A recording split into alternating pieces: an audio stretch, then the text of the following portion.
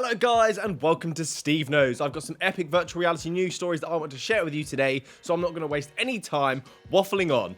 The giveaway ends in a few days, so this is your last chance. This is probably the last video I'm going to do for your chance to enter, so subscribe to the channel, link down below on how to enter. So let's get started on the news, but first from the sponsor.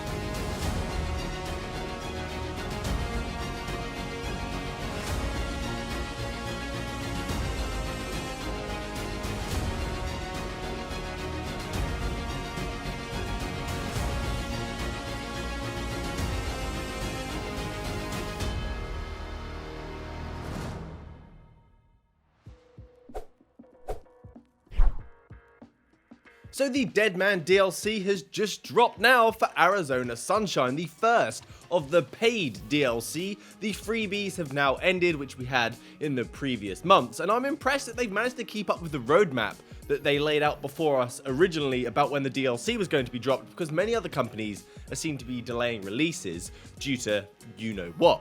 So thank you guys for being hard at work or being good at what you do, it's appreciated.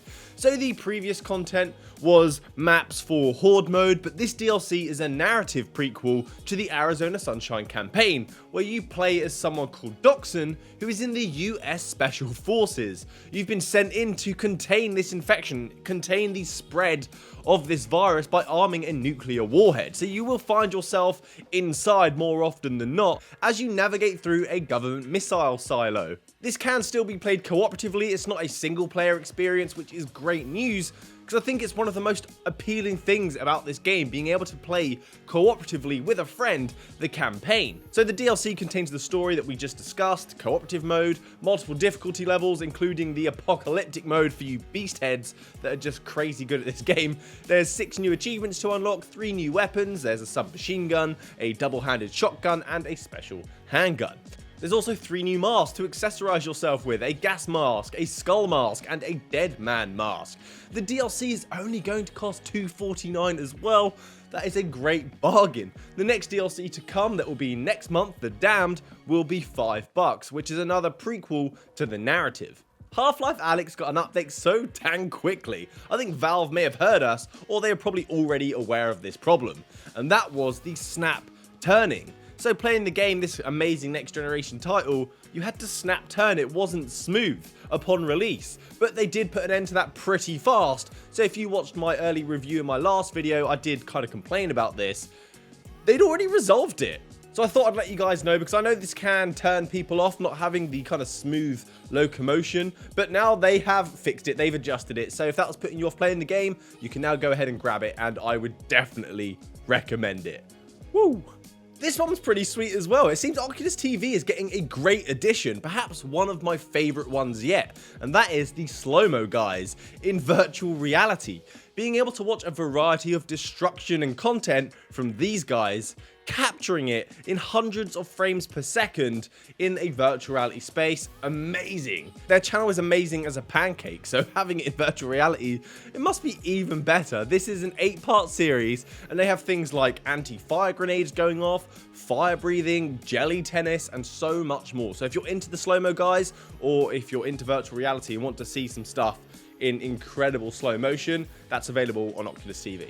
Okay, time for a quick one on the games that were very recently released on the Oculus Store, and they are available right now. Down the rabbit hole, an Alice in Wonderland inspired title where you are to assist a young girl through this world to find her pet. Uncover the mysteries surrounding this world and engage in classic characters and puzzles. There's also the Room VR Dark Matter, a mystery puzzler set in the British Museum in 1908. An Egyptologist disappears at the museum and you start an investigation, but you will experience the supernatural whilst doing so. BMF gave this a great thumbs up. He was telling us how amazing it was in our private chat. We also have B Team. I spoke about this very recently, and it's now available as an updated version from the Go title, where you engage in action-packed mini-adventures with an art style I seem to adore so much.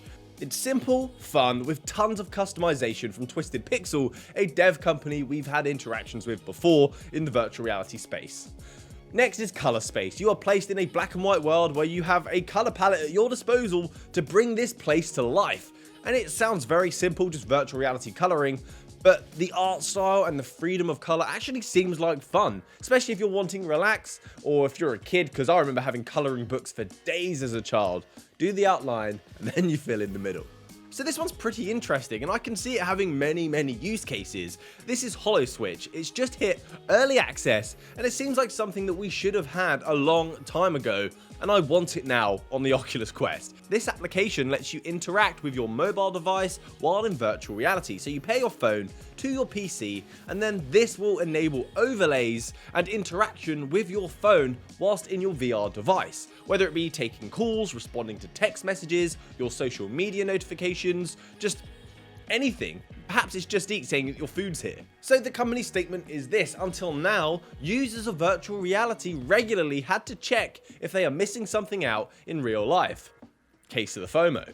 That constant fear of missing out on a phone call, friends or family talking to you, or delivery waiting at your doorstep makes it hard to enjoy virtual reality for a long period of time. I have definitely been in a situation where I'm waiting for a delivery, so I don't actually play virtual reality because I'll just be so immersed and I will miss the door and miss my package. This app is on Steam and it's only $5.99 or £4.79, which I think is such an incredible price for the convenience that you're getting.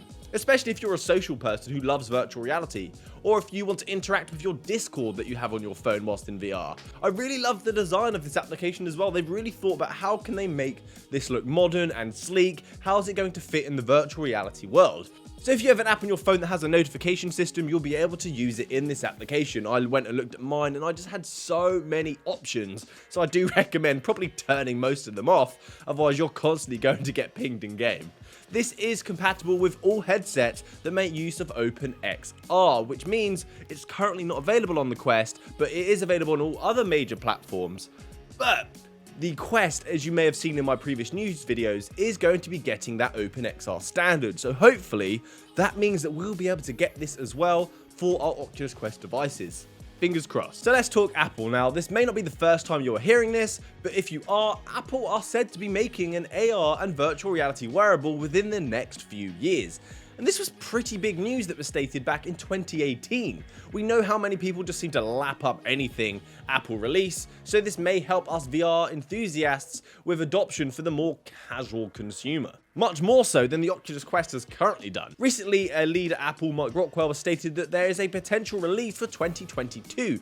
That's not too far away. The guys over at MacRumors have found some sneaky information hidden in the iOS 14 update.